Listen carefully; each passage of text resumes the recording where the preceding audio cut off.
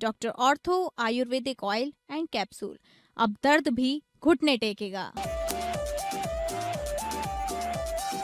रामपुर में सीएम योगी ने किया सपा पर हमला, कहा राम भक्तों पर गोली चलाने वाले अब झुके, चाचा भतीजा करते थे वसूली, सपा राज में होता था विरासत का अपमान, बोले रामपुर में बदलाव साफ दिख रहा है। रामलला के दर्शन से पहले यूपी में कांग्रेस नेता नजरबंद, अयोध्या में अजय राय अरेस्ट। स्वीडन के स्टॉकहोम में चीफ जस्टिस सूर्यकांत ने कहा सरकार की मनमानी के खिलाफ रक्षा कवच है कानून का शासन, सत्ता के दुरुपयोग को रोकने के लिए स्वतंत्र न्यायपालिका और न्यायिक समीक्षा बेहद जरूरी। बंगाल के हल्दिया रिफाइनरी में लगी आग, 10 से अधिक लोगों के झुलसने की आशंका।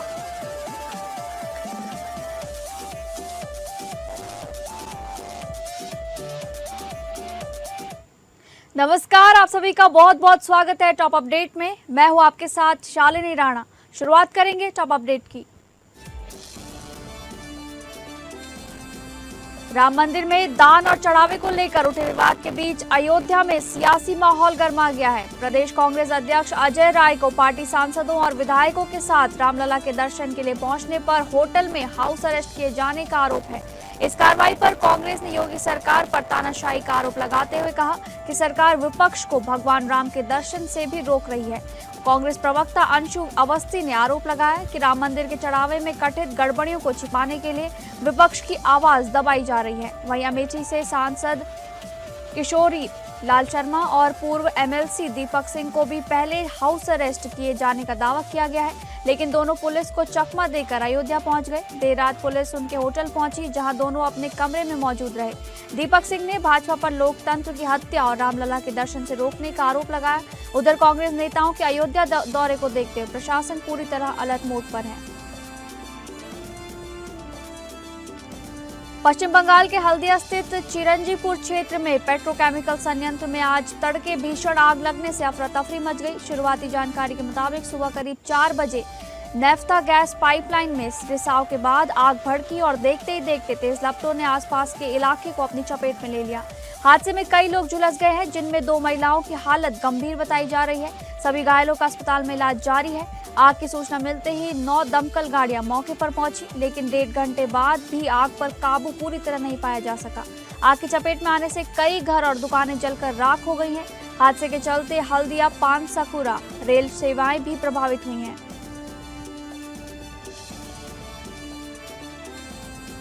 भारत के मुख्य न्यायाधीश सूर्यकांत ने स्वीडन की राजधानी स्टॉकहोम में आयोजित एक अंतर्राष्ट्रीय कार्यक्रम को संबोधित करते हुए कानून के शासन की अहमियत पर जोर दिया। उन्होंने कहा कि कानून का शासन भले ही रोटी नहीं पकाता, लेकिन ये सत्ता को अनुशासित करता है, समानता सुनिश्चित करता है और सरकार की मनमानी पर प्रभावी रोक लगाता है। सीजेआई ने कहा कि लोकतंत्र को मजबूत बनाए रखने के लिए स्वतंत्र न्यायपालिका और न्यायिक समीक्षा की भूमिका बेहद महत्वपूर्ण है। उन्होंने कहा कि संवैधानिक मूल्यों की रक्षा और सत्ता के दुरुपयोग को रोकने में न्यायपालिका की जिम्मेदारी सबसे अहम है। इंटरनेशनल आइडिया के कार्यक्रम में बोलते हुए उन्होंने भारत की संवैधानिक यात्रा को दुनिया के सबसे लंबे लिखित संविधान की ताकत से जोड़ा।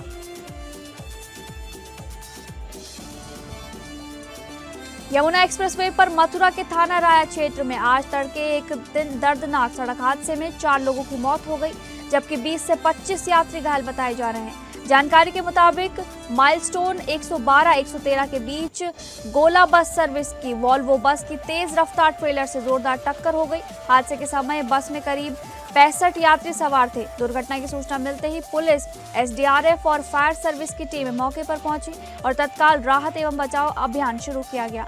गंभीर रूप से घायल यात्रियों को इलाज के लिए मथुरा जिला अस्पताल भेजा गया है। पुलिस ने बताया कि मृतकों की पहचान करने का प्रयास जारी है।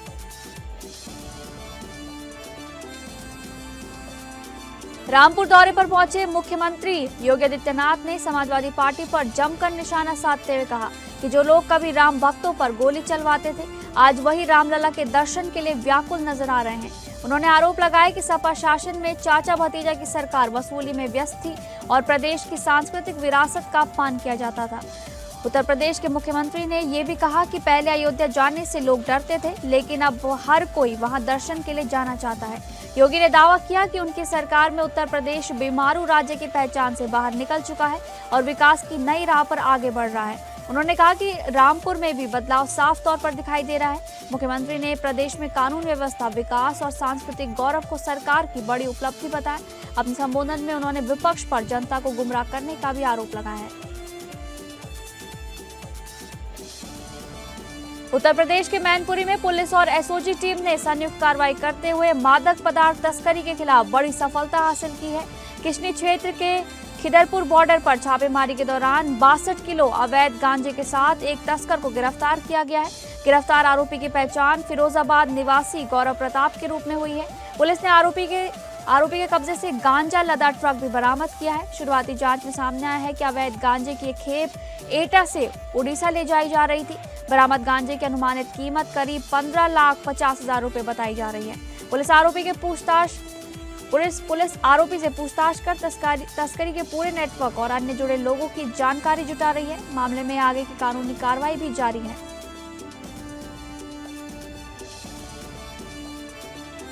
मैनपुरी में जिलाधिकारी इंद्रमणि त्रिपाठी ने संवेदनशील प्रशासन और जन सेवा का अनूठा उदाहरण पेश करते हुए एक नेत्रहीन महिला की वर्षों पुरानी समस्या का तत्काल समाधान कराया।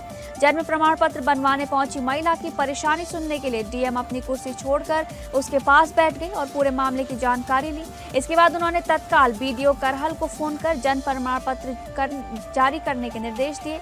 इतना ही नहीं, पीड़ित महिला को अपनी स्कॉट गाड़ी से ब्लॉक कार्यालय भी भेजा गया ताकि प्रक्रिया में कोई देरी न हो। जानकारी के मुताबिक वर्ष 2006 में जन्म के बाद से आज तक महिला का जन्म प्रमाण पत्र नहीं बन पाया था। माता पिता के निधन के बाद वो वर्षों तक अधिकारियों के चक्कर काटती रही। करल ब्लॉक के अहलादपुर गांव से जुड़े इस मामले में डीएम की पहल की स्थानीय स्तर पर सराहना हो रही है। मैनपुरी के भोगांव थाना क्षेत्र से एक चौंकाने वाला मामला सामने आया है, जहां ड्यूटी के दौरान एक आंगनबाड़ी कार्यकर्ता के साथ कथित तौर पर मारपीट की घटना सामने आई है।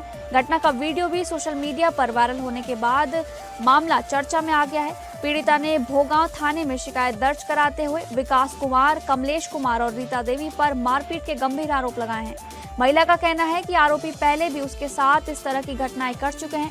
पीड़िता ने पूरे मामले की निष्पक्ष जांच कर आरोपियों के खिलाफ सख्त कार्रवाई की मांग की है। पुलिस ने शिकायत के आधार पर मामले की जांच शुरू कर दी है। वायरल वीडियो की जांच भी की जा रही है और पुलिस का कहना है कि जांच के बाद तथ्यों के आधार पर आगे की कार्रवाई की जाएगी। महोबा के खन्ना थाना क्षेत्र के चिचारा गांव में एक युवक की संदिग्ध परिस्थितियों में गोली लगने से मौत हो गई, जिससे पूरे इलाके में सनसनी फैल गई है।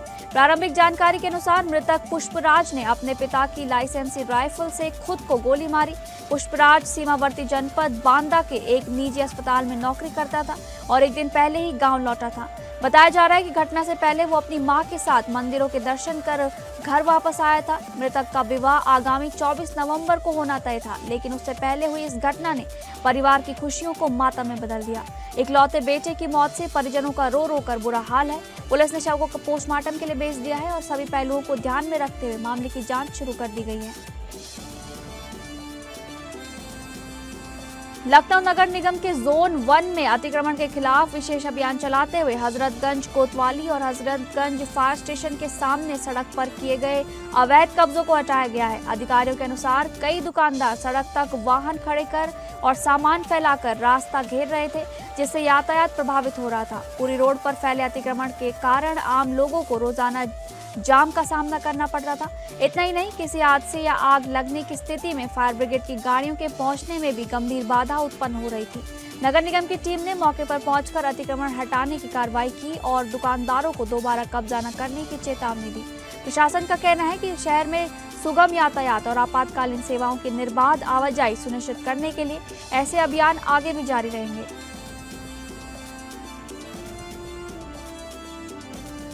ललितपुर के मेहरौनी कस्बे स्थित पशु बाजार में गाय के सौदे को लेकर दो पक्षों के बीच विवाद हिंसक झड़प में बदल गया।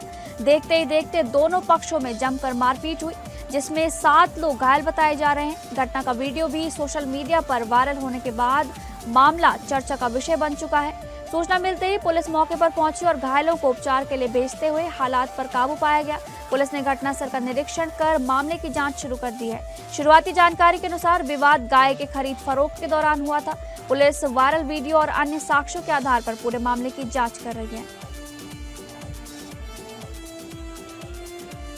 कुशीनगर के विशुनपुरा थाना क्षेत्र में चोरों ने एक ही रात 6 घरों और एक दुकान को निशाना बनाकर सनसनी फैला दी है।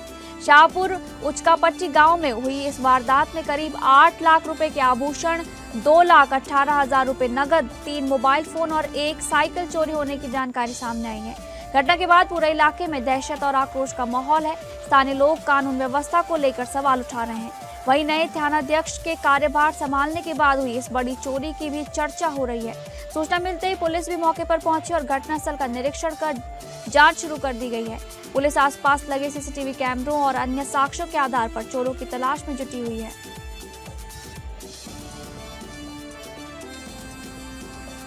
खबरों के सिलसिले में आगे बढ़ेंगे। कानपुर में पुलिस कमिश्नर आवास के पास हुए सनसनीखेज गोलीकांड के मामले में पुलिस को बड़ी सफलता मिली है। कर्नलगंज पुलिस ने कार्रवाई करते हुए मुख्य आरोपी को मुठभेड़ के दौरान गिरफ्तार कर लिया है, जिसमें आरोपी के पैर में गोली लगी है। घायल आरोपी को इलाज के लिए अस्पताल में भर्ती भी कराया गया है। पुलिस के अनुसार रविवार देर रात कमिश्नर आवास के पास अरविंद पासवान नाम के युवक को अज्ञात हमलावरों ने गोली मारकर गंभीर रूप से घायल कर दिया था। वारदात के बाद आरोपी मौके से फरार हो गए थे, जिसके बाद पुलिस ने उनकी तलाश में अभियान शुरू किया। जांच के दौरान मुख्य आरोपी को मुठभेड़ में दबोच लिया गया है। पुलिस का कहना है कि गिरफ्तार आरोपी और उसके साथी के खिलाफ पहले से कई आपराधिक मामले भी दर्ज हैं। फिलहाल पुलिस पूरे मामले में आगे की कानूनी कार्रवाई और अन्य आरोपियों की तलाश में जुटी हुई है। कानपुर सेंट्रल से नई दिल्ली जा रही शताब्दी एक्सप्रेस में आरपीएफ की सतर्कता से एक फर्जी टीटी को गिरफ्तार किया गया है। आरोपी फर्जी पहचान पत्र के जरिए खुद को रेलवे का टिकट परीक्षक बताकर यात्रियों के बीच घूम रहा था। अलीगढ़ स्टेशन से कोच C11 में चढ़े इस व्यक्ति की गतिविधियों पर आरपीएफ जवानों को संदेह हुआ, जिसके बाद ट्रेन के अधिकृत टीटी के साथ मिलकर उससे पूछताछ की गई। शुरुआत में आरोपी ने खुद को नॉर्दर्न रेलवे का टीटी बताया, लेकिन सख्ती से पूछताछ करने पर उसने अपना फर्जीवाड़ा स्वीकार कर लिया। आरोपी की पहचान एटा निवासी दुर्वेश कुमार के रूप में हुई है, जिसने फर्जी आईडी कार्ड बनवाकर टीटी बनकर यात्रा करने की बात कबूल की। आरपीएफ ने आरोपी को गाजियाबाद स्टेशन पर जीआरपी और संबंधित अधिकारियों के हवाले कर दिया है। फिलहाल मामले में आगे की वैधानिक कार्रवाई की जा रही है। झांसी के सुभाषगंज स्थित चौधरी पेंट हाउस में भीषण आग लगने से पूरे इलाके में अफरा तफरी मच गई। घटना की सूचना मिलते ही दमकल विभाग की 7 गाड़ियां मौके पर पहुंची और आग बुझाने का अभियान शुरू किया गया।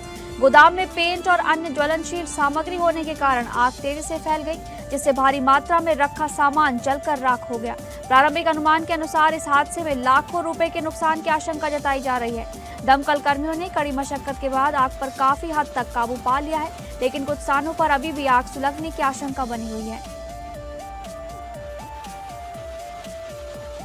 जफराबाद क्षेत्र के धनेजा गांव में 4 वर्षीय मासूम की हत्या के मामले ने पूरे इलाके को झकझोर कर रख दिया है। परिजनों ने बच्चे के साथ दुष्कर्म के बाद हत्या किए जाने का आरोप लगाया, जिसके बाद ग्रामीणों में भारी आक्रोश फैल गया है। गुस्साए लोगों ने सड़क जाम कर आरोपियों के खिलाफ सख्त कार्रवाई की मांग की है। सूचना मिलते ही अपर पुलिस अधीक्षक गोल्डी गुप्ता मौके पर पहुंची और लोगों को जल्द कार्रवाई का भरोसा दिलाया। पुलिस के आश्वासन के बाद ग्रामीणों ने जाम समाप्त किया और बाद में मासूम का अंतिम संस्कार किया गया। पुलिस ने त्वरित कार्रवाई करते हुए 6 घंटे के भीतर नामजद आरोपी को गिरफ्तार भी कर लिया है। फिलहाल मामले की विस्तृत जांच जारी है और पुलिस आगे की कानूनी कार्रवाई में जुटी हुई है। अमरोहा के गजरौला में पारिवारिक रंजिश का एक सनसनीखेज मामला सामने आया है, जहां 5 वर्षीय मासूम का कथित तौर पर अपहरण कर लिया गया। शिकायत मिलते ही पुलिस ने तत्काल कार्रवाई करते हुए रात भर सर्च ऑपरेशन चलाया और बच्चे को सकुशल बरामद कर परिजनों को सौंप दिया है। पुलिस के अनुसार महिला ने अपनी जेठानी सरिता और उसके बेटे आदित्य पर अपहरण का शक जताया था। पूछताछ में आरोपियों ने कथित तौर पर स्वीकार किया कि पुरानी पारिवारिक रंजिश के चलते उन्होंने बच्चे का अपहरण किया था और उसे बेचने की योजना बना रहे थे। पुलिस ने दोनों आरोपियों को गिरफ्तार कर संबंधित धाराओं में मामला दर्ज करते हुए न्यायालय में पेश कर दिया है। इस कार्रवाई में पुलिस टीम ने त्वरित और सतर्क अभियान चलाकर मासूम को सुरक्षित बचाने में सफलता हासिल की।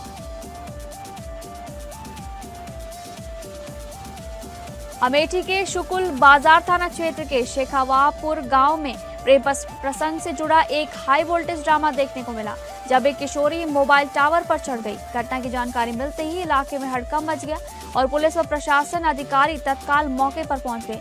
हालात को देखते हुए सुरक्षा के व्यापक इंतजाम किए गए और किशोरी को सुरक्षित नीचे उतारने की कोशिश शुरू हुई।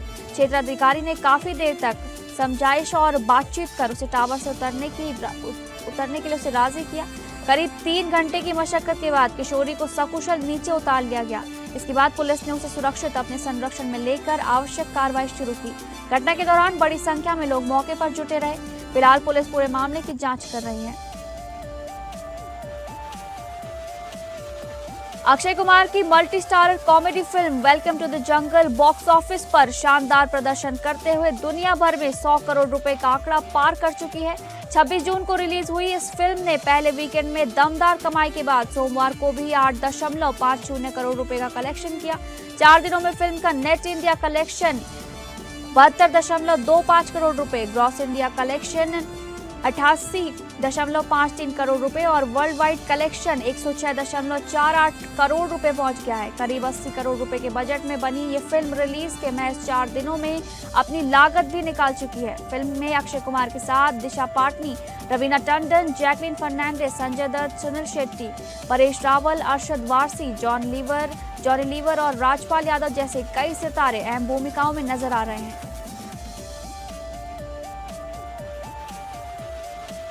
बॉक्स ऑफिस पर धीमी शुरुआत के बाद इम्तियाज अली की फिल्म मैं वापस आऊंगा ने शानदार वापसी करते हुए सभी को चौंका दिया है।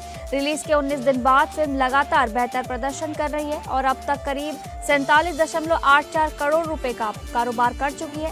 फिल्म की सफलता पर फिल्म निर्माता महेश भट्ट ने इसकी खुलकर तारीफ करते हुए कहा कि अच्छी कहानियों को दर्शक हमेशा पहचान लेते हैं, चाहे शुरुआती आंकड़े कुछ भी हों। उन्होंने कहा कि इम्तियाज अली की फिल्मों में समाज के गहरे सच और मानवीय भावनाओं को छूने की अनोखी क्षमता है। वर्ष 1947 के विभाजन की पृष्ठभूमि पर आधारित ये फिल्म यादों, बिछड़ने और अपने घर लौटने की भावनात्मक कहानी को पर्दे पर उतारती है। फिल्म में दिलजीत दोसांझ, नसीरुद्दीन शाह, शार्वरी और वेदांग रैना ने अहम भूमिकाएं निभाई हैं।